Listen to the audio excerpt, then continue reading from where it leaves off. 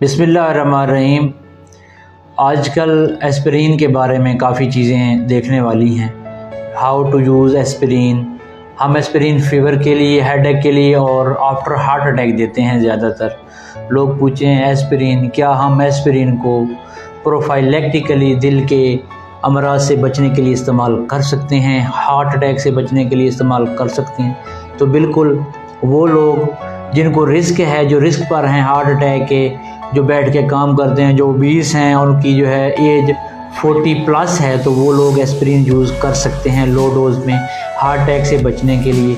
इसके अलावा एस्पिरिन हम जो है, इस एस्पिरिन का काम क्या है, ये एक्चुअली एस्पिरिन ब्लड थिनर है, खून को पतला करती है। तो ज़्यादा देर तक यूज़ करने से ब्लीडिंग डिसऑर्डर हो सकते हैं, लेकिन बिल्कुल ये अच्छी चीज़ है जो लोग रिस्क पे हैं। और आफ्टर हार्ट अटैक तो हम ये देते ही हैं एस्पिरिन लो डोज में 75 mg।